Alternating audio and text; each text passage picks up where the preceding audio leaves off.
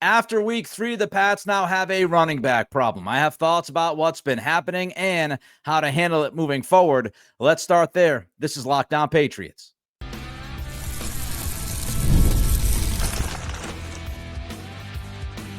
You are Locked On Patriots, your daily New England Patriots podcast.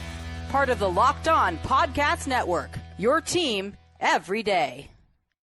What's happening? I'm your host, Nick Cattles, born and raised in New England. Been covering this team for the past 16 years. Also co-host of the Greg Bedard Patriots podcast with Nick Cattles and a sports talk show host veteran. Coming up, we'll tell you how and why Mike Vrabel has fallen short of early expectations. We'll also break down how Sunday brought a sliver of hope to the defensive struggles. But first, our plan on how to handle the sudden running back dilemma in Foxborough. We appreciate you joining the show, making us your first listen, for being an everydayer. The Locked On Patriots podcast is a proud partner of the Locked On Podcast Network, your team every day. And today's episode is brought to you by FanDuel. Right now, new customers can bet just $5, and if your bet wins, you'll get $300 in bonus bets to use across the app. Before the season began, I looked at the running back position, and I felt like that it was a good position. I thought the Patriots were in good shape at running back. I liked the room. I liked Stevenson. I liked Gibson. I liked TreVeyon Henderson. Liked all three of those guys. I think they're all, when they're right, good, if not very good running backs in the NFL. But so far, running back has been a huge disappointment in weeks 1 and week 3. You got great effort. You got great production from Rhamondre Stevenson down in Miami. But if you look at week 1 and week 3, there just has not been enough production from the running backs. And now you've got the fumbling issues that popped up once again for Rhamondre Stevenson, and really once again for Antonio Gibson, who had fumble issues in Washington before he signed with the Patriots in the 2024 offseason. So now that all of that begs the question, how do you split up the carries, the touches? What do you do at running back now? Mike Vrabel was asked about Rhamondre Stevenson by the media on Monday, and he said, quote, "We got to get him back. We need him. You saw what he did last week," unquote. And that's true. I had some people push back at me on Twitter saying, oh, well, the Patriots should have benched Rhamondre Stevenson right away, right after that first fumble. And I disagree with that. Mike Vrabel is new here. Mike Vrabel is giving everybody a clean slate. And if Vrabel goes to Stevenson and says, hey, I know you've had some issues in the past with fumbling the football, but you've got a clean slate with me. You're my guy. You're my guy. We believe in you. We're going to give you every single opportunity to be the starting back for this football team. If that's the conversation, and I have to believe that was the conversation between Vrabel and Stevenson, then you're not going to bench the guy before the first fumble, and I don't think you're going to bench him after the first fumble. It was the first fumble of the season by Stevenson. So even though we saw this in 2024 7 times over, even though we've seen this in prior years from Stevenson, we have to remember this is year 1 with Vrabel. And he gave Rhamondre Stevenson that clean slate. But after that second fumble, we should all be asking, now what? What do you do? Now, for Rhamondre Stevenson, if I am Vrabel and company, if I'm this staff, I'm sitting Stevenson this week. He's not going to play against Carolina. I just would not do it. Number one, you need to discipline him a little bit. And he played a couple of snaps after the second fumble at the half-yard line on Sunday. But both of those snaps he got were because of pass protection. And we'll get to that a little bit later. But I am disciplining Rhamondre Stevenson. You fumbled twice, one time at the half-yard line that cost us 6 points. You're not playing this week. Take the time to clear your head. Take the time to think about what happened. Try to figure some things out, but you're not going to play week 4 against the Panthers. It's not happening on my watch. I would call up Terrell Jennings, who's on the practice squad, who was with this team on the practice squad and played a couple of games last year. I would call up Jennings, and he would be my third back. And I would slowly try to build the confidence within Rhamondre Stevenson back up. But I'm not playing him week 4, which I think leads a lot of people, including Mark Daniels of Mass Live, to scream, TreVeyon Henderson's the guy. TreVeyon Henderson's the guy. And Daniels wrote on Monday in Mass Live, After watching Stevenson fumble twice and Antonio Gibson fumble once, the Patriots finished their Week 3 matchup with TreVeyon Henderson as their top running back. After 3 weeks of playing in a backup role, the Patriots should move forward with the rookie as their top option. I don't have an issue with Henderson being the quote-unquote top option, but what I would not do is give him the bulk. What I would not do is make him the bell cow. First, let's start here.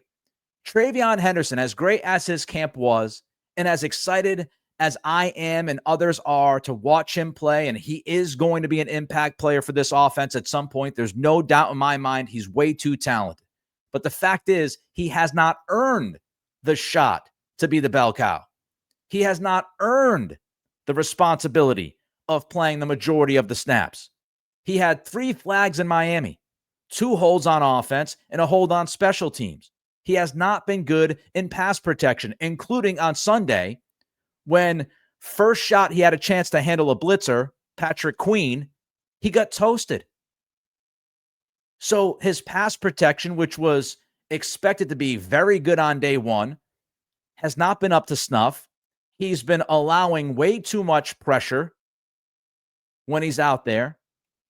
He has been undisciplined picking up flags. So as much as I love the idea of TreVeyon Henderson and what he can bring to this offense, he just simply has not earned the right to play 60% of the snaps. Secondly, this was my concern going back to camp. If you remember, I talked about this. I have tweeted about this. I was concerned that the Patriots would overuse TreVeyon Henderson. They would go to him early. They'd go to him often. And by week 14 or 15, he would be absolutely done. If you're fortunate enough to get to the bye week, week 14, with Henderson still healthy. We can't forget, as enamored as we are with his talent, and the fumbles as infuriating as they are from the 2 other running backs on this roster right now, you cannot overuse Henderson. You cannot act out of desperation and give him 20, 25 touches. You can't do it every week. Maybe once you can get away with it. Maybe twice you can get away with it. But you can't forget who TreVeyon Henderson is. He is a running back that was proven at his best when he split carries at Ohio State. It's obvious. He's more of a running back by committee type guy than somebody who's going to play 60, 65% of the snaps and give you 20 touches every week. That's just not his strength. And so I don't want to overuse TreVeyon Henderson because Rhamondre Stevenson fumbled twice in week 3. As much as I love the potential. So what would I do? What I would do right now is I would go with the committee. And I know some of you probably hate that. I know some of you are probably screaming at me. You want TreVeyon Henderson out there as much as humanly possible. You want the new shiny toy from aisle 7. And I get it. But I'm not going to overuse him. He hasn't earned it. And I'm concerned about how it will impact the rest of his 2025. And you need him this season. You need him the entire season. So when he eventually gets going, you can utilize him correctly and get a huge boost to your offense. But I'm going with the committee. Henderson, I'm fine with Henderson starting. I'm fine with Henderson being the first back that you put out there because at least he hasn't fumbled. But I would go with the committee with TreVeyon Henderson, Antonio Gibson, call up Terrell Jennings. I would play all 3 of those guys against Carolina and ride the hot hand with one eye towards touches with Henderson, knowing what we've discussed. That's what I would do. That's what I think you should do. And if I'm the Patriots, I'm keeping my eyes open to any possibilities that are not currently on this roster. Running backs, they can be available an awful lot. So I would keep my eyes open, always looking to upgrade. But as far as week 4, Carolina at Gillette, Henderson, Gibson, Jennings is my rotation. Stevenson takes a seat, and I ride the hot hand. And I hope that I get enough production out of those 3 running backs that make me feel good about my running game and my third down pass protection. So that's my plan. Let me know what your plan is in the comments. Don't forget to like. Don't forget to comment. Don't forget to subscribe. All right, coming up next, I will tell you three ways that Mike Vrabel's start to this season has fallen short of expectations. This is Locked On Patriots, part of the Locked On Podcast Network, your team every day.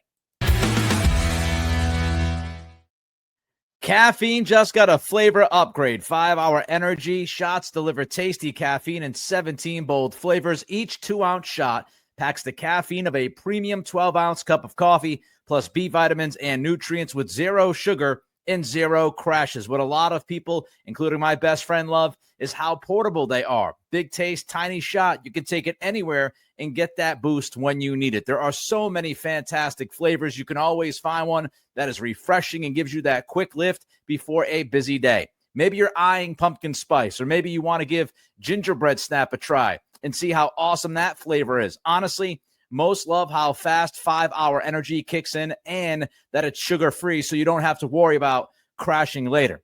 Enough with boring, flavorless caffeine. It's time to give your caffeine a flavor upgrade with 5-hour energy shots. Get the favorites you love or be bold and try something new in-store and online at www.5hourenergy.com or Amazon today. When Mike Vrabel was hired, I've said this so many times. I probably lost count. But when Vrabel was hired, I said the Mike Vrabel hiring made the Patriots a serious football program again. And it's because of Mike Vrabel's ability to build a team, build a culture. He had experience in that position. He won a lot of games in Tennessee when Ryan Tannehill was his quarterback, not so many when he had a bunch of other guys as his quarterback. But he had proven himself as an NFL head coach that he could lead a program and he could win in the NFL. Not at the highest level just yet, not win a Super Bowl, but get to an AFC championship game with, again, Ryan Tannehill as his quarterback. And part of being a serious football program is being buttoned up, making sure that you have all of the details figured out. Your team looks prepared week in and week out. And I know it's early. It's only been 3 weeks. And I expect improvement. I will say this. I will absolutely sit here and tell you, I expect things to get better. I expect the coaching staff to be better. I expect the players to execute at a higher level. I expect that to happen as we move forward. But I'm looking at the first 3 weeks. And I will tell you, so far, Mike Vrabel and his program has fallen short of expectations. Let's start with the penalties. Way too many penalties. We talked about it during the live post-game show after the loss to Pittsburgh. There's good football, bad football, and bleep that gets you beat. And the penalties have just been insane. Now, even though there have been a few bad calls, and I mentioned those bad calls during the live post-game, so I understand not every single flag thrown should be an indictment on a player or the player's lack of execution, because frankly, sometimes the refs miss calls. We all know that. That's the honest truth. That's not an excuse. It's a reason. You look at these bad flags from time to time, just bad officiating happens. These guys are not going to hit, constantly 10 for 10, 15 for 15. They're not going to bat 1,000. That's not the way the world works. But just looking at the penalties, the majority of these penalties, the balance of these penalties, just a lack of detail. And I expected better detail from Mike Vrabel. I expected his players to understand procedural things. I would expect somebody like, K'Lavon Chaisson to not be called for multiple offsides penalties the last couple of weeks. Lack of detail. And that just shouldn't be happening. A lack of execution, which speaks to the coaching staff and to Mike Vrabel himself. When your team lacks execution, yes, some of that falls on the players, but some of that absolutely falls on the head coach. And when Gerard Mayo last year in 2024, when this team would have a number of penalties on a given Sunday, I would talk about Gerard Mayo and the lack of discipline, the lack of detail, the lack of execution from him, his staff, and his team. And it's only fair I do the same thing with Mike Vrabel. Vrabel's been a coach before. I would criticize Gerard Mayo about these things, and it was his first year as a head coach. He had never even been a defensive coordinator at the NFL level or any level. I'm going to hold Mike Vrabel to a higher standard than Gerard Mayo. And I think we all should hold him to that higher standard. Frankly, it's not really that high of a standard. But the penalties, the lack of detail, execution, and discipline, and the number of penalties, they've just been absurd. Greg Bedard wrote at Boston Sports Journal, through 3 games, the Patriots have been hit with 27 penalties. They are on pace to have 153 penalties, which would blow away the team record, which was 120 in 2014. The league record is 163 by the Raiders in 2011. And I also haven't loved Mike Vrabel's public response to some of this. Now, privately, I don't know. Privately, Vrabel could be ripping the heads off of his team. He can be going absolutely bananas behind closed doors, yelling at guys, going crazy about these penalties. I don't know what happens behind closed doors, but I would tell you publicly, I think there have been a number of examples where Vrabel has not necessarily held his guys accountable for some of these penalties. You know, you look at Will Campbell, has 2 false starts in his first start ever. Then he has another false start against Miami. Vrabel is asked about that on WEEI, and he says, oh, no, well, you know, Will was just pointing out where the rush was coming from. He didn't have a false start. That's not true. Campbell unequivocally flinched before he pointed. It was a false start. Now, maybe Vrabel missed it on the film. I understand that. It wasn't an obvious flinch, but it was there. So maybe he missed that one. But what about K'Lavon Chaisson's multiple offsides penalties? Vrabel said something along the lines on EEI of, well, if the ref isn't going to tell him, if the ref isn't going to point it out, and yes, you could hope that the ref is going to, point that kind of thing out. They do. They make sure you're lined up an awful lot. But Chaisson's been in the league for years now.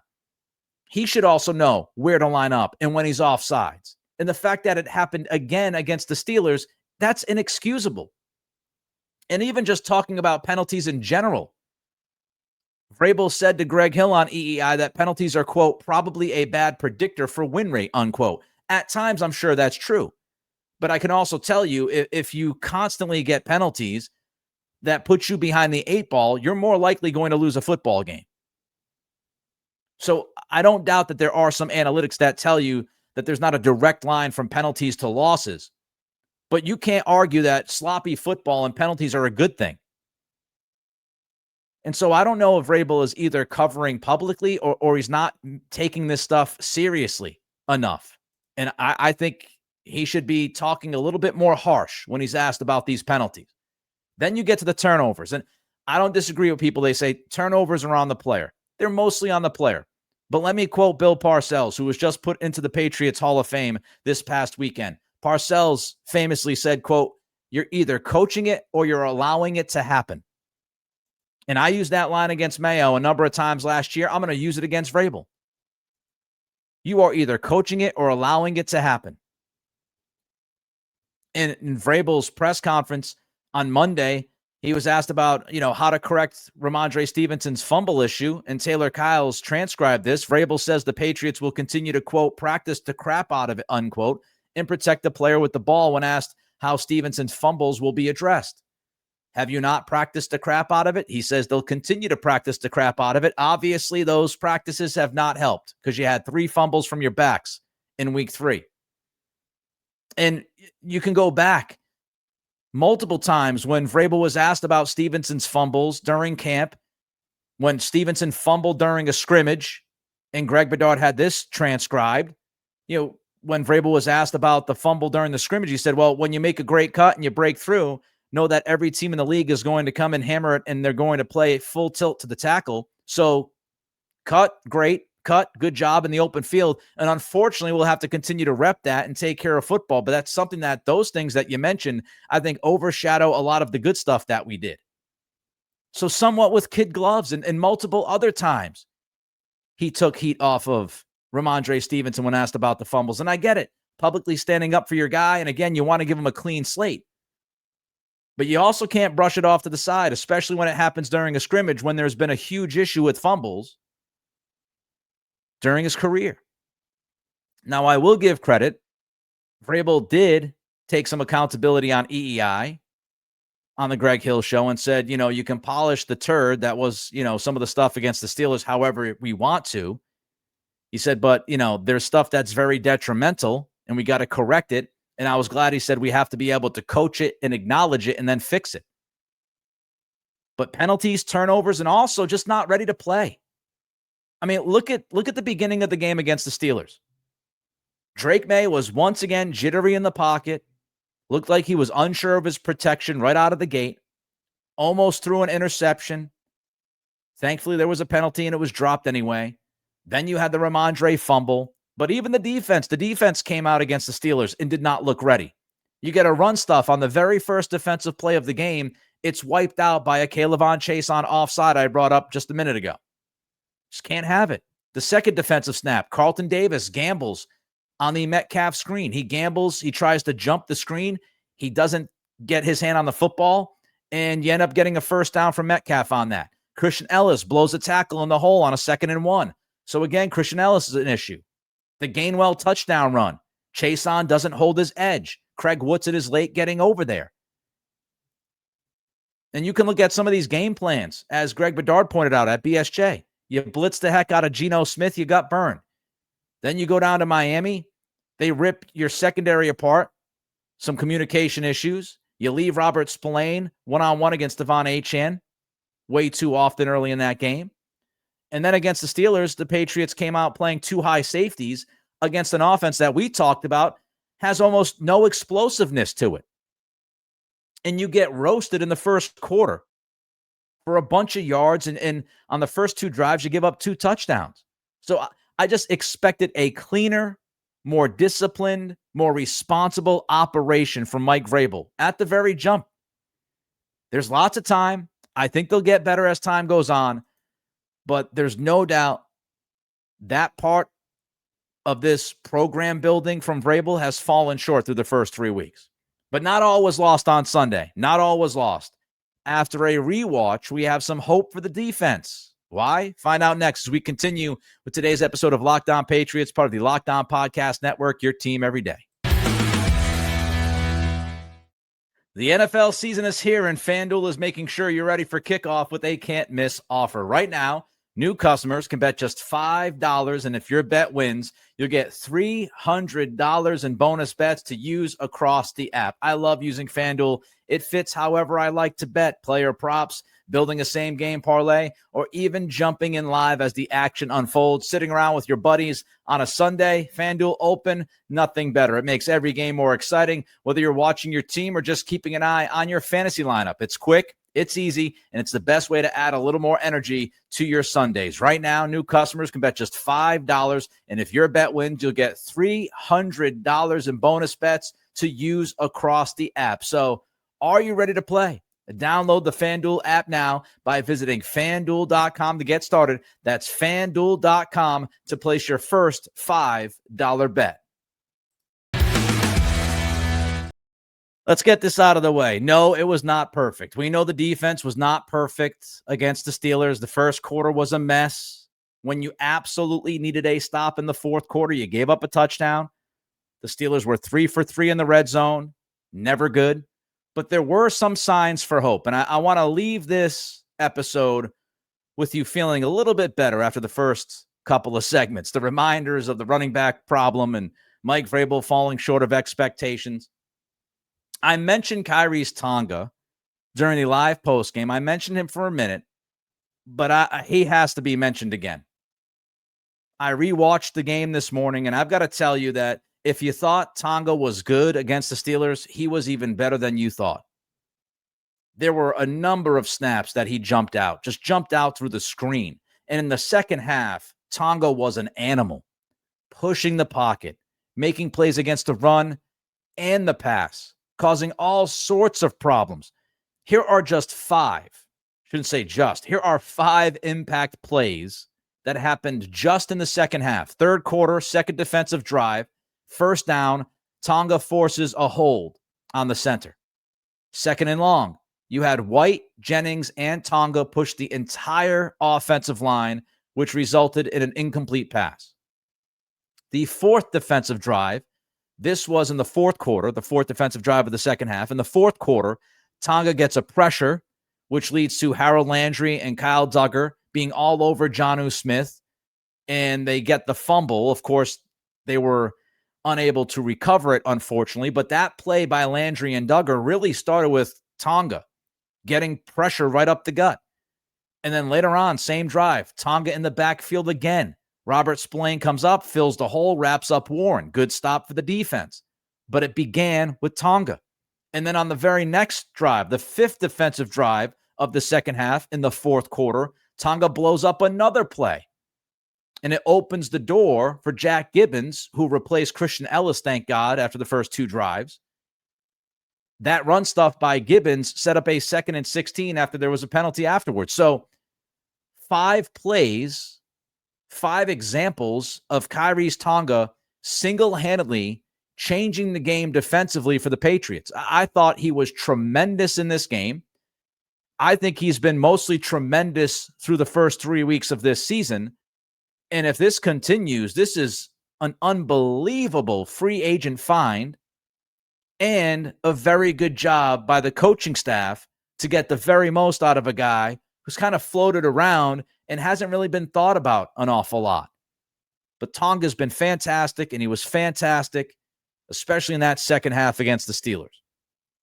Here's another reason why I left this rewatch with a sliver of hope defensively.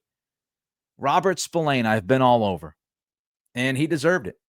First 2 weeks, he was borderline terrible, but I thought he was better in this game.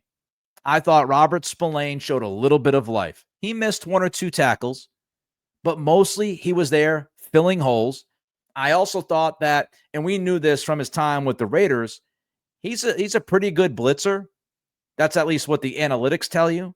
And I thought he was an impact blitzer on 2 or 3 occasions against the Steelers. I thought he created pressure.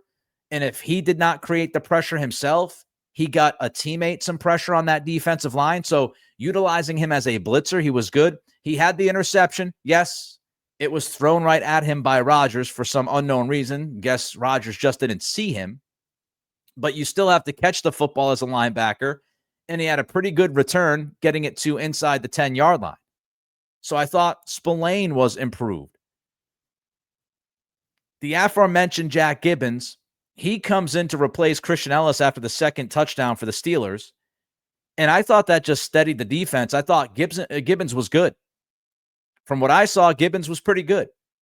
And he just kind of brought a consistency that, Christian Ellis just did not bring. Early in this game, Ellis was not good. And he missed a couple of tackles. He had some opportunities to make plays, and he just didn't. And I know Mike Vrabel told the media on Monday that they had planned to rotate players, and that was part of the rotation. But after Gibbons was in there, they liked what they saw, so they just kept with it. Good job by the coaching staff. Good job by Mike Vrabel. And I thought Gibbons gave them just that level of consistency, and it looked like Spillane just felt a little bit more comfortable out there.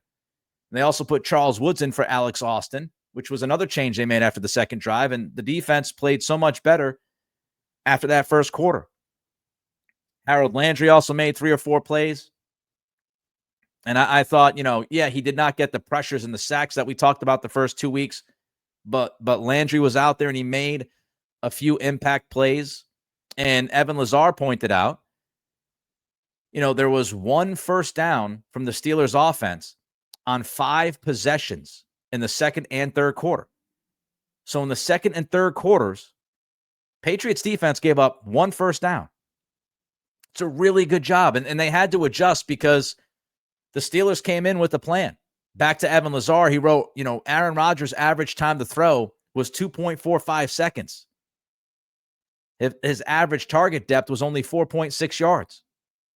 Rodgers only attempted 31.9% of his passes when he held the ball for over 2.5 seconds. 9 total attempts.